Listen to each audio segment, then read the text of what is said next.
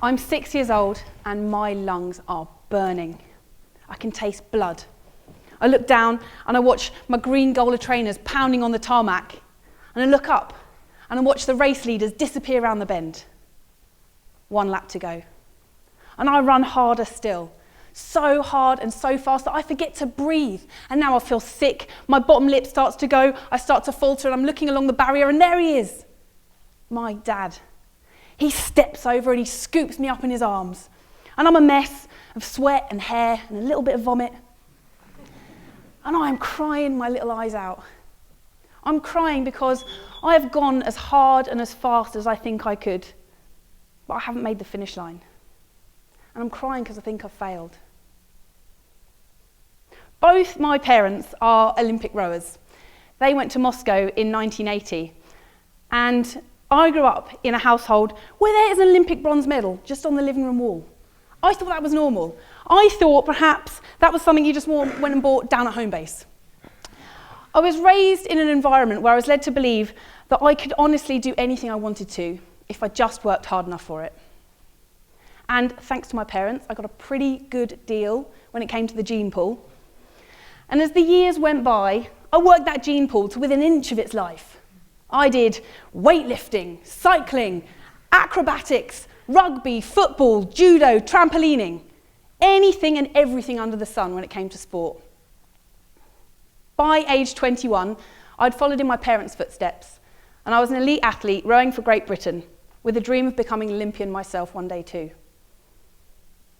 But in pursuit of being physically the best that I could be, I kind of lost sight of who I was as a whole.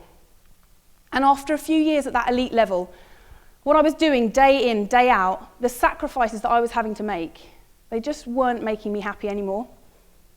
And this time it was my mum that scooped me up in her arms. And she held me as I looked at my dream of being Olympian just like them, square in the eyes, and I let it go. What followed was that I thought I should go and get a normal job. That's what you do, age 24, go and get a normal job. And so I spent my days in a big corporation looking at PowerPoint boxes and Excel documents and discussing perhaps whether the next marketing campaign needed a bit more zhuzh. I sat there at my desk one day and I just thought, is this it? Is this me from now until the end of time? Is this everything I have to give the world? And the answer was no. And so if the answer is no, then the chances are I probably wasn't getting the most back in return. And I didn't see it now, I do see it now, that what had happened is I'd placed my life, myself, in a set of limits that were completely defined by someone else. I mean, I was progressing in a steady, measured pace, and it's a lot easier to live your life that way, to be told when you can and can't move on, what you are and aren't capable of. But the problem is you end up this 50% version of yourself.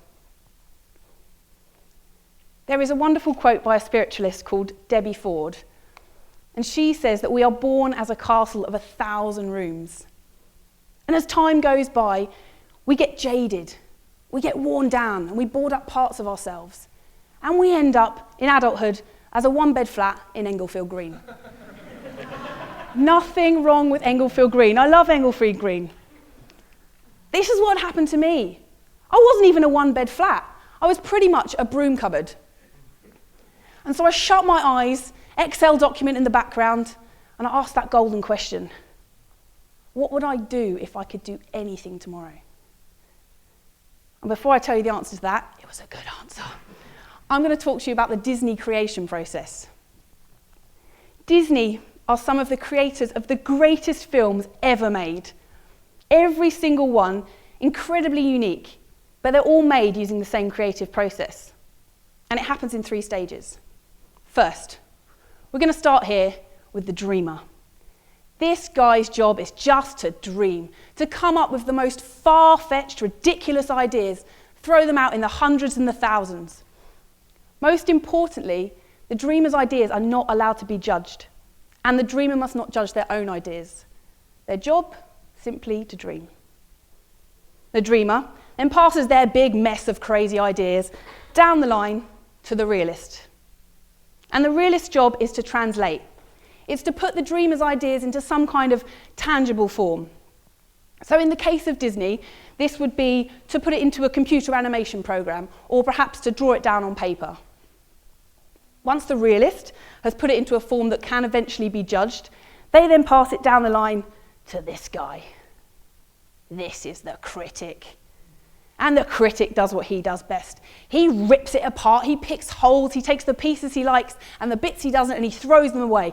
Oh, Mickey, your ears are far too big. Minnie, polka dot, so 2013. Once the critic has had his wicked way, he throws it back down the line to the dreamer, and off we go again. The point of this being is that Disney films would have not even a tenth of the magic that we know them to have if that dreamer wasn't involved in the process, if we started with the realist or the critic first.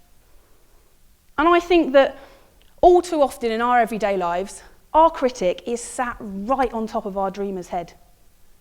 And so every idea that's born out of creativity and passion and individuality, it gets stopped short before it even gets a chance to air. I've got responsibilities, I can't afford that. What about the children? How can you be so selfish? Think about the children. All of these things should be considered, but at a later date, they shouldn't be a reason for stopping us going in the first place. So I asked myself that question, what would I do if I could do anything tomorrow? And my answer was to take off on a bike and to ride it around the world.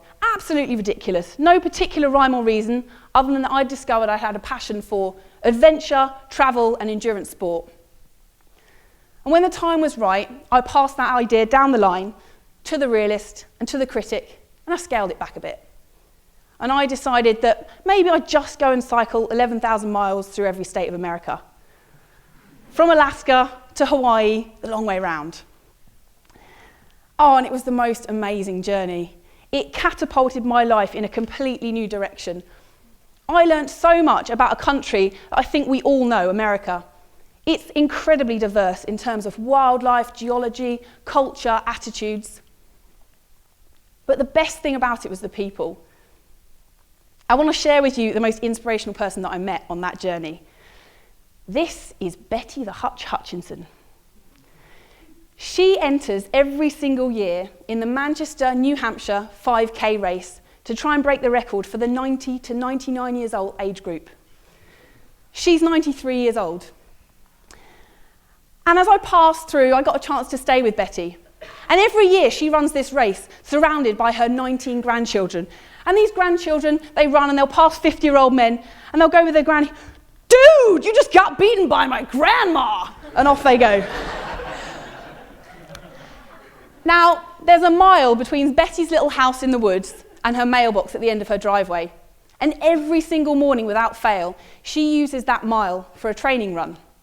And I got the chance to go on a training run with Betty. It starts at 6 o'clock in the morning. The ritual begins. Betty negotiates her way down the stairs. She moves to a wooden pew set out by the front door where there's 2 essential items of clothing.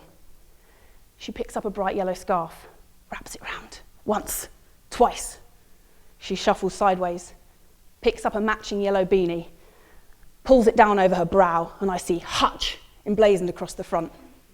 She then shuffles over to the kitchen, picks up a boiled egg, starts cramming it in. I'm thinking, Betty's on the protein, this is serious stuff. And now we're ready. So we leave out the front door, and it's a lovely day. The birds are singing, the sun's shining, and so I start chatting away, but there is no chatting. No chatting allowed on Betty's training run. So we start in silence. And this driveway, as it goes for a mile, it undulates slightly and it winds around a few bends. And we get to the first corner, and Betty breaks the silence, and she looks sideways at me and she says, "I like to cut the corners." She cuts across my path. Oh gosh, fine, right, I know that. Thanks, Betty. And then finally, we get within sight of the mailbox, and we just crest over the hill, and we can see it glinting in the sunlight. And Betty again breaks the silence. She turns sideways, flicks her 2 walking poles backwards, leans forwards and says, "I speed up on the flats." Now, spending time with Betty was such an eye-opener, because here is a woman who at 93 years age, I'm sure she has had to deal with doctors, with her family saying, "Take it easy, Betty. You're too old. You don't need to do this. Make it to the finish line gently and with grace. And she hasn't listened. I'm sure she's got a little voice inside her head that tells her exactly the same thing day in, day out. But at 93 years old, she is still in search of her limits. And I think if I'm half the woman that Betty is at 93, I'll be a very, very happy girl.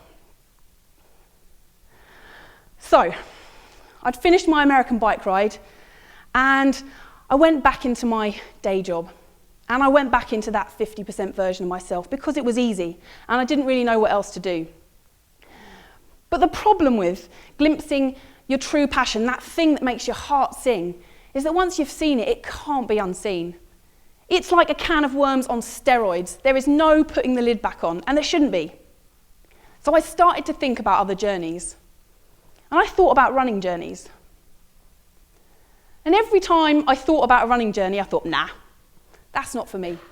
I get injured if I run more than 3 times a week. I mean, I like to run, I really enjoy it, but I'm not really a runner. So I thought I'll leave the running journeys to other people. And then I read this book called Born to Run. And in this book, it talks about the Tarahumara Indian tribe who can run 435 miles in 48 hours. Yeah. And they will routinely run 250 miles. Men, women, children, grandmas, all ages. It's just like popping down the shops for some milk. 250-mile round trip. No problem, apparently. And I looked at them, and I looked at me, and I thought, hang on. There are some differences, but genetically speaking, we're not that far apart. And if this is within them to run those kinds of distances, then surely it's somewhere within here too.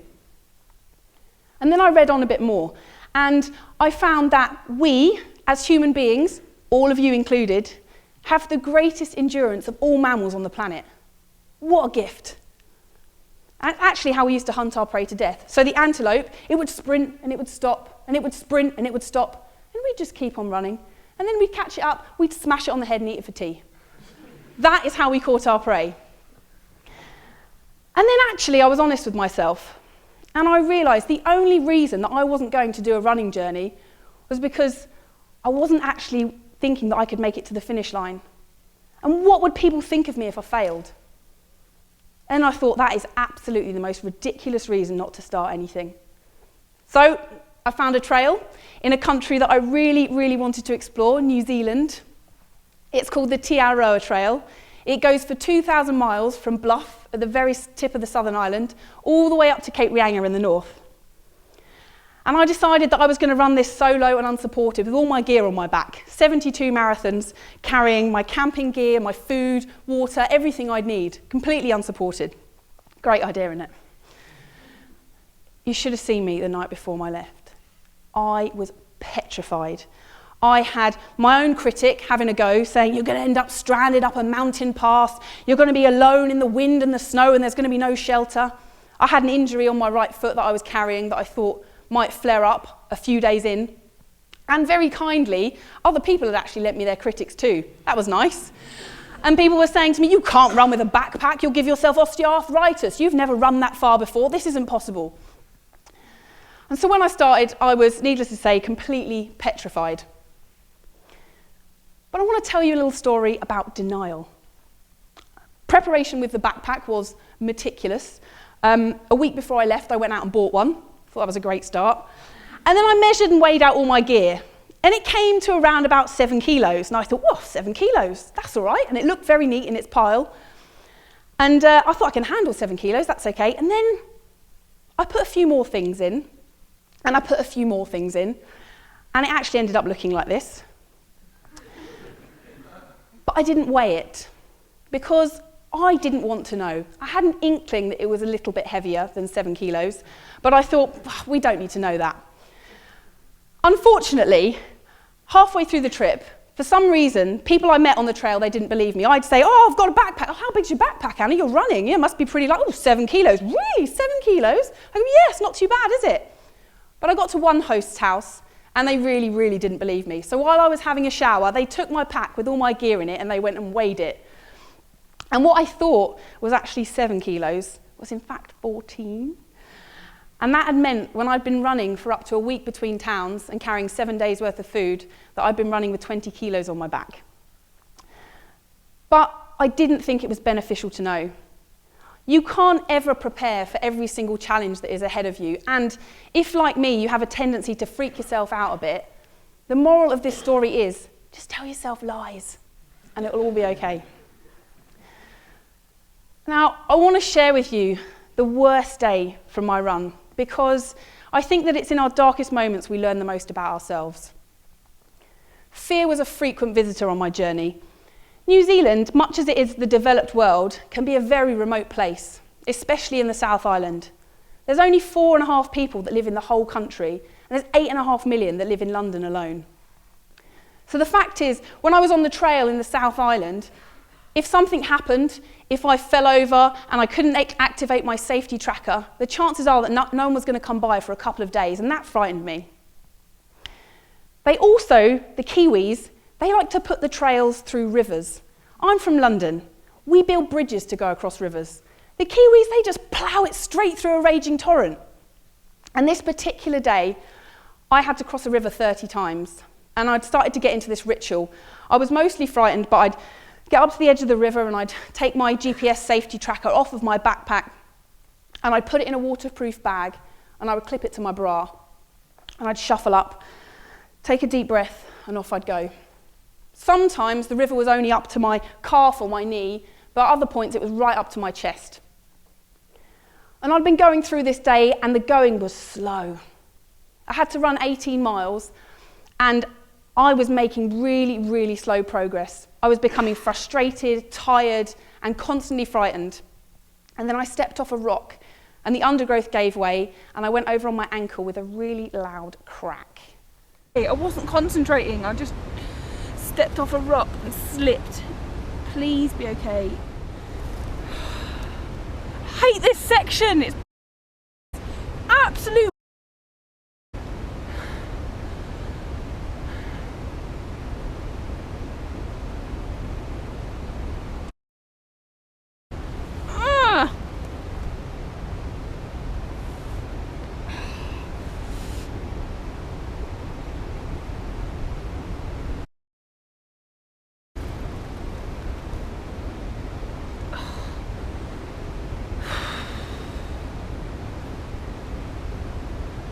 Okay, I'm going to try and move. And I did move. Now, I thought I'd actually broken it at that point, and I thought that was going to be the end of my trip, but as it turns out, I'd only actually sprained it, my right ankle.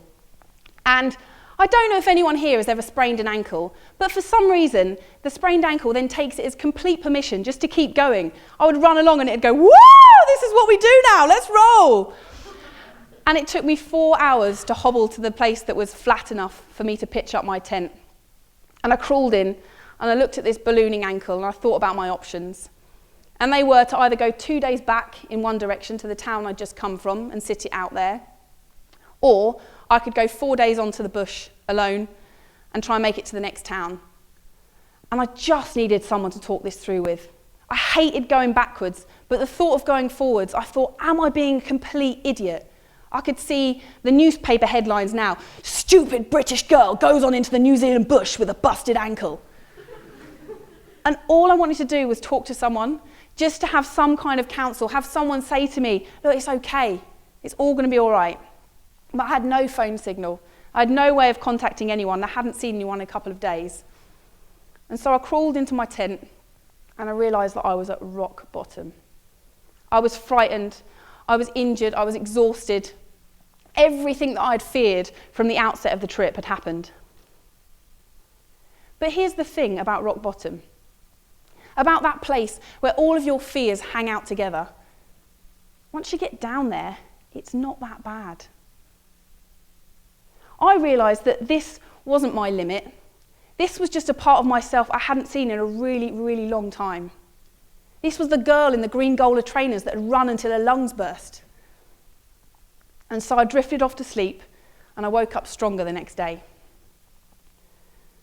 Now, before I left for the trip, I thought I'm going to have some pretty bad days. 72 marathons, something that's going to get pretty bad in there. There's probably going to be a few days where I'm going to want to curl up in a ball and cry and not run. So I packed myself a secret weapon. I packed myself these. That is a unicorn having a fight with a robot under a rainbow. Yeah. I think it is scientifically impossible to be unhappy when you're wearing these pants.